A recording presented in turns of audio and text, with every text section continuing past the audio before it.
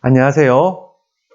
오늘은 한국이 일본을 깔보고 원망하는 이유, 일본은 겸해져라는 문 대통령의 진위라는 일본 대학 교수의 칼럼을 소개하도록 하겠습니다.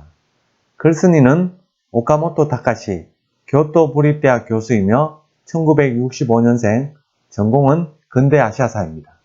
중일 두 개의 초강대국에 낀 나라의 말로 중국과 인접한 한반도는 언제나 대륙으로부터 압박받는 역사를 거쳐왔습니다. 그럼에도 불구하고 막강한 중국에 속하지 않고 자신들의 정체성을 유지해온 것은 기적적이라고 할 수 있습니다. 반대로 말하면 살아남기 위해서는 좋은 말만 할 수 없었고 갖은 노력을 다했습니다. 오랜 세월 동안 그 역사를 담은 곳이 현재 북한과 남한입니다. 그것을 이해하지 못하고 현재의 양국만 보고 있으면 판단을 거칠 수 있습니다. 1392년 건국되어 일본에 병합되기까지 500여 년의 조선왕조 역시 건국 초기부터 중국의 명나라와 깊은 관계가 있었습니다. 중국에 휩쓸리는 것은 피하고 싶다. 그러나 자신들의 영향도 잘 알고 있었기 때문에 섣부른 저항을 해도 소용이 없었습니다. 그래서 명조, 중국의 질서체계를 이른바 통째로 받아들여 그 안에서 자기 주장을 해나가는 형태를 일찍부터 취하게 됩니다. 명조의 대질서는 어떤 것이었을까요? 먼저 주변 국가들은 유교의 중심 학파인 주작을 바탕으로 명나라 황제를 천하의 중심인 중화에 군림하는 천자로 간주합니다. 그래서 명조 황제에 대한 복속의 징표로 그 땅의 산물을 제물로 삼아 천자 밑에 가지고 가서 신뢰, 신하로서 지켜야 할 예의를 했습니다. 명조 황제는 답례로서 그 나라의 임금이 되는 것을 허가한다라는 컨셉 퍼포먼스입니다. 조선왕조는 이 상을 받아들여 명나라와 조공관계를 맺었습니다. 이 관계를 사대라고 부릅니다. 또한 조선왕조는 주자학을 국가 이데올로기로 삼고 명나라 관료 시스템을 적극적으로 도입하였습니다. 그래서 자신들은 소중화, 즉 중국에 이은 2인자, 일본 등 기타 주변국을 야만적인 이치적으로 간주하게 됩니다. 다만 명조는 조선을 포함한 주변국을 모두 동열의 조공국으로 간주했었습니다. 그래서 조선은 일본 등을 내심 깔보면서도 겉으로는 대등하게 주고받는 관계, 교린을 계속합니다. 삼국 간의 파워 밸런스가 바뀌다. 조선은 이러한 독자적인 대외관계를 형성하고 있었으나 16세기 후반 일본의 급속한 경제성장과 국내 통일을 이루어내면서 삼국 간의 세력균형이 바뀌게 됩니다. 몽고가 일본을 원정했을 때 일방적으로 공격당하여 반격할 수 없었던 일본이 그 후 약 300년이 지나 강대국화되어 토요토미 히데요시가 조선 출병을 하게 됩니다. 이를 계기로 조선은 일본을 무슨 생각을 하는지 모르는 폭력적인 위협으로 인식함과 동시에 중국이 지켜달라는 의식이 강해지게 됩니다. 이 조선 출병은 한반도를 무대로 한 일본과 명나라의 전쟁이었습니다. 여기에 300년 후의 청일전쟁, 60년 후의 한국전쟁도 마찬가지입니다. 모두 일본이나 미국이라고 하는 해외의 파워와 대륙의 파워와의 충돌로 그 접점이 한반도였던 것입니다. 그 속에서 어떻게 살아남을지 조선은 생각하게 됩니다. 이후 중국에서는 명나라와 일본과의 전쟁에서 쇠퇴하여 청나라가 건국되었습니다. 명조는 한인의 중화왕조였지만 청조는 만주인이었습니다. 조선에서 적의 나라지만 명조와는 비교가 되지 않았습니다. 그러나 청나라를 멸시하면서도 복종하다 도쿠가와 막부가 성립한 일본과도 대등한 교제를 하게 되었습니다.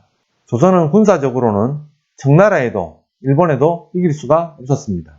그래서 청나라와는 4대, 일본과는 교린관계를 계속 유지하게 됩니다. 반면 청조는 전대의 이른바 왜구가 연안부로 상륙해 군사적 위협을 가했다는 인식에서 일본과는 관계되고 싶지 않다는 자세였습니다.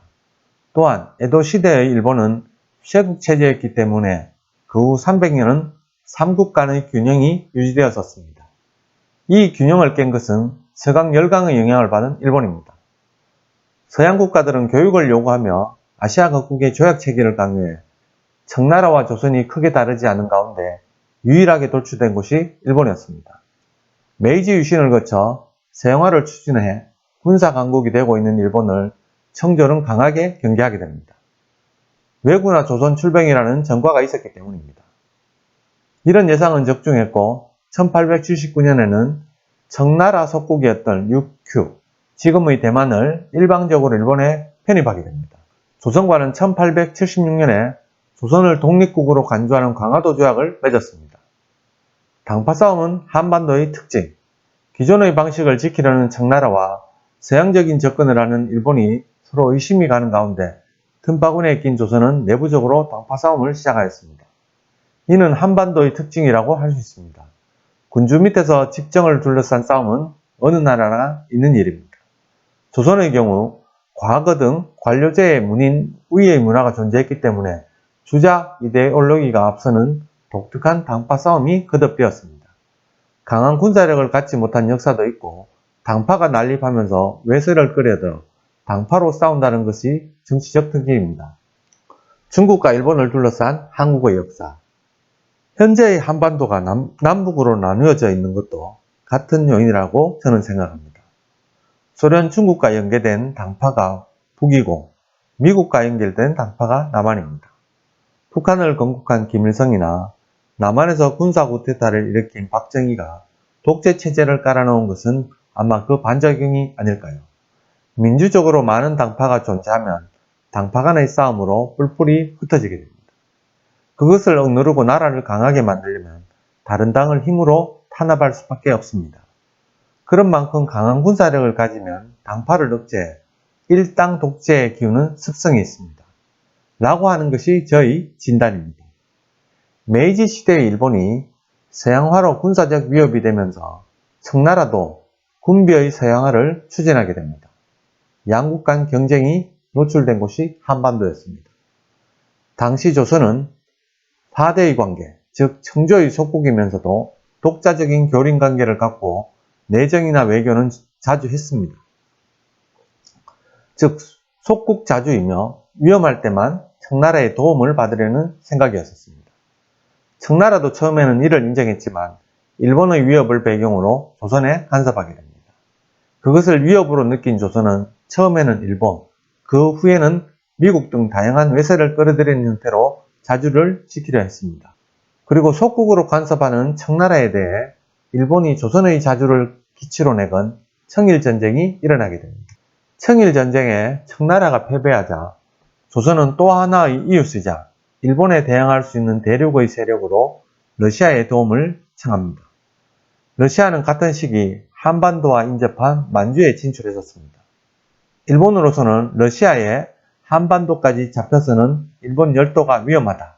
그래서 러시아에 만주에 손을 대지 않는 대신 한반도는 맡겨달라고 협상했습니다. 그러나 러시아는 만주는 이미 우리의 것이며 반도는 이제부터라며 받아들이지 않았고 설 자리 없는 일본은 러시아에 싸움을 걸었습니다. 그것이 러일전쟁입니다. 러일전쟁에서 승리한 일본은 조선, 대한제국을 보호국으로 삼았습니다. 일본을 줄곧 자신보다 아래로 봐온 조선에게 일본의 보호국이 된다는 것은 도저히 납득할 수 없는 일이었습니다.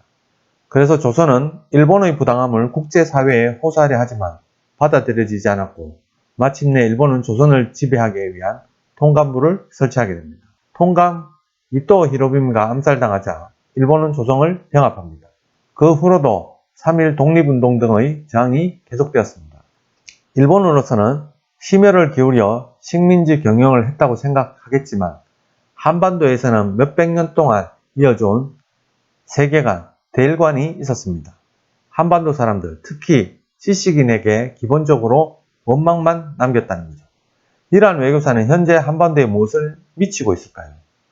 문재인 대통령, 진보 성향으로 북한에 대해서는 유화 노선을 관철하지만 일본에 대해서는 강경 자세가 두드러집니다.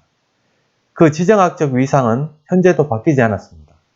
남북으로 분단되어 있는 현재의 모습은 국내 당파 싸움이나 19세기의 속국과 자주, 그리고 4대와 교린, 남과 북으로 정리되어 서로 다른 정부, 국가가 된 상태라고 할 수 있습니다.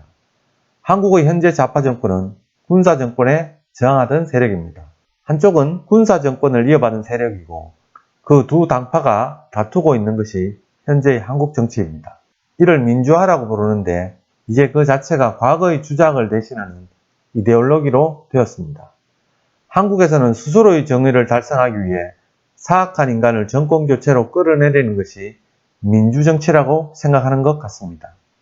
이는 왕조시대 주자의 정의를 둘러싸고 반복된 당파 싸움 그대로의 구도입니다.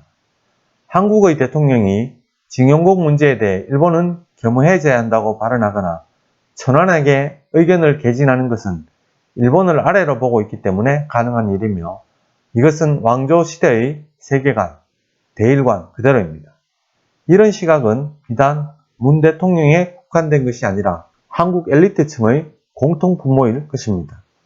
그 이후로 식민화에 대한 반발을 지적하는 사람이 있습니다만 실은 몇백 년 전부터 계속되어 온 것입니다. 소중화인 그들이 보면 일본도 미국도 야만적입니다. 반대로 중국에 대해서는 여러가지 심한 취급을 받아도 불평하지 않고 따르는 경향이 있습니다.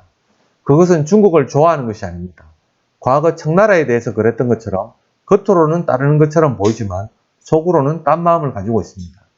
현재의 한국이 좋아하는 것은 북한입니다. 그것은 민족의식이라고 할 수 있습니다만 오히려 역사적인 소중화 사상의 표현이라고 보는 편이 좋을 것입니다.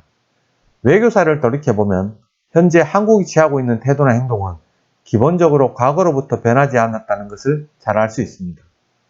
그것은 앞으로도 크게 달라질 것 같지 않으므로 이상과 같은 역사는 향후 동아시아의 정세를 내다볼 수 있는 유력한 단서가 되지 않을까요? 준비한 내용은 여기까지입니다. 감사합니다.